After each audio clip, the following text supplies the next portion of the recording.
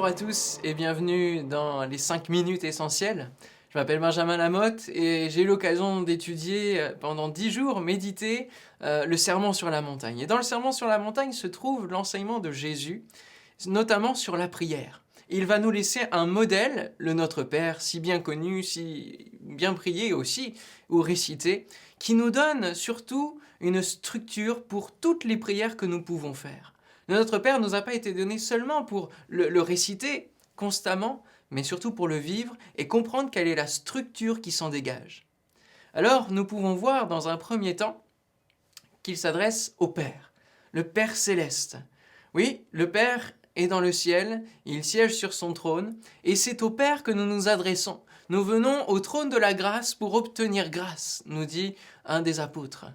Nous venons vers le Père, au nom de Jésus, par la puissance du Saint-Esprit. Jésus est remonté dans le ciel, et celui qui nous a été envoyé, c'est le Saint-Esprit, et c'est lui qui va venir inspirer nos prières. Et il va nous les inspirer, surtout dans cette structure du Notre Père, qui est dans la logique divine. Elle se concentre d'abord sur Dieu, et ensuite sur nous, et elle revient encore ensuite sur Dieu. Notre Père qui est aux cieux. Nous, à chaque fois que nous prions, nous levons nos yeux vers le ciel. Nous ne baissons pas notre regard sur la terre dans le pessimisme, mais nous levons nos yeux vers le ciel. Ah, ça, c'est vraiment quelque chose de formidable. Je lève les yeux vers les montagnes, d'où me viendra le secours? Le secours me vient du ciel et du Père du ciel. Alors, nous avons ensuite 3 demandes. Que ton nom soit sanctifié. Le nom de Dieu a-t-il besoin d'être sanctifié? Non. En lui-même, le nom de Dieu est resplendissant et puissant.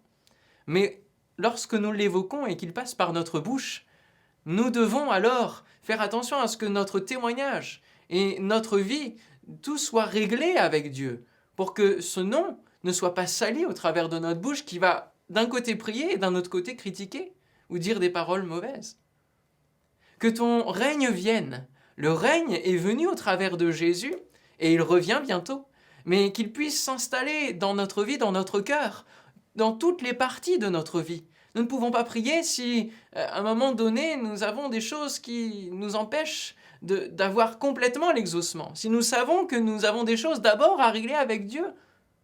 Et puis, que ta volonté soit faite. Savez-vous que la volonté de Dieu, qui est dans le ciel, parfois ne s'accomplit pas sur la terre parce que nous faisons obstacle. Bien souvent, nous avons des schémas de comment Dieu doit répondre. Alors que lui, il a une volonté bien plus parfaite que la nôtre. Et nous devons coller à sa volonté, chercher sa volonté d'abord. Et puis ensuite, nous avons les demandes qui nous concernent. Donne-nous notre pain de ce jour. Nous n'avons jamais vu le juste mendier son pain, nous dit la parole. Et puis cette partie-là, c'est comme pour la manne, pour le peuple hébreu, aller chaque jour nous nourrir de la parole de Dieu. Parce que Dieu nous répond pour la plupart du temps dans la parole. Lorsque nous l'invoquons, il nous répond dans sa parole. Pardonne-nous nos offenses comme nous aussi nous pardonnons à ceux qui nous ont offensés. Nous devons mettre en place le pardon dans notre vie et pardonner à ceux qui nous ont offensés si nous voulons voir l'exaucement de notre prière. Et enfin, ne nous laisse pas entrer dans la tentation, mais délivre-nous du mal. Dieu nous délivre. Dieu est notre protecteur.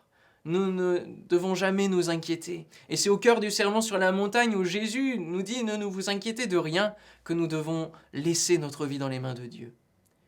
On termine avec la doxologie, la louange, car c'est à toi qu'appartiennent pour le siècle des siècles le règne, la puissance, la gloire.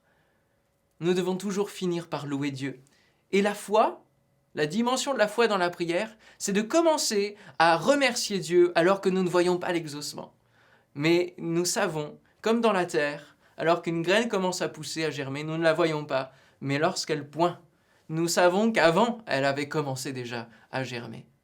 Et puis nous scellons la prière avec le « Amen », qui ne veut pas dire « c'est fini », mais « ainsi soit-il ». Nous scellons cette prière et nous la remettons complètement à Dieu. Alors que Dieu bénisse votre vie de prière et que cette structure du Notre Père puisse vraiment vous insuffler une nouvelle dimension dans votre prière parce que nous sommes appelés à grandir et à apprendre à prier. Que Dieu vous bénisse.